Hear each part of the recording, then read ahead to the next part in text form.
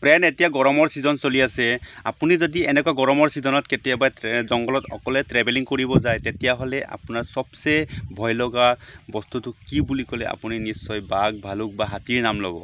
কিন্তু মই আপোনাক কওঁ ইয়াতছে বেছি ডেঞ্জাৰ বস্তু এটা আপুনি জংঘলত পাবি সেই বস্তুটো হৈছে সাপ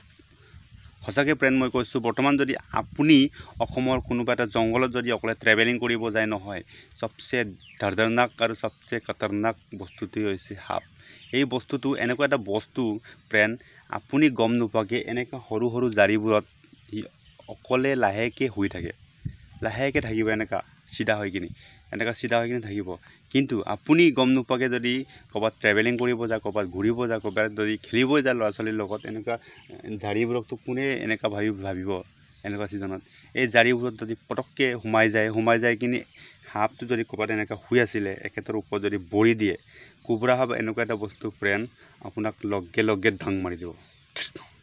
সঁচাকৈ ফ্ৰেণ্ড আৰু এটা বস্তু এতিয়া বেলেগ এটা সাপ ওলাইছে আমি অজগৰ পোৱালি বুলি ভাবিছিলোঁ অজগৰ পোৱালিৰ নিচিনাকৈ তাৰ ওপৰত কেইটামান অজগৰ পোৱালি যেনেকৈ মানে হেৰি থাকে ঠিক তেনেকুৱা এটা সাপ এটা ওলাইছে এইটো ড্ৰাই জেগাত শুকান মৰুভূমিৰ নিচিনা জেগাবোৰত পাইছিলে কিন্তু আজিকালি আমাৰ অসমতো এই সাপটো ওলাইছে এই সাপটো কোব্ৰাতকৈ বেছি ডেঞ্জাৰ আছে এই সাপটো যদি কামোৰে তেতিয়াহ'লে মানুহে ভাবিব এইটো ইমান বিষাক্ত সাপ নহয় কিন্তু এই সাপটো কোব্ৰাতকৈ বেছি ডেঞ্জাৰ আছে সঁচাকৈ ফ্ৰেণ্ড কেইটামান মানুহ মই দেখা পাইছোঁ আধা ঘণ্টা 10 মিনিট মোটামুটি আধা ঘণ্টাৰ ভিতৰত ডেথ হৈ যোৱাও দেখা পাইছোঁ কিন্তু আমাৰ এনেকুৱা এটা জংঘল বা এনেকুৱা এটা জেগাবোৰত চাওক বেকৱাৰ্ড জেগা গাঁৱলীয়া জেগা এইবোৰত আপুনি হস্পিটেল যাই পাবৰ কাৰণে টাইম বহুত লাগে আৰু যাই পোৱাৰ লগে লগে টাইমটো অলপ দেৰি হয়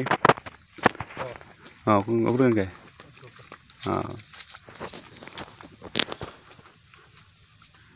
অলপ পিছত কৈ আছোঁ ৰ'বা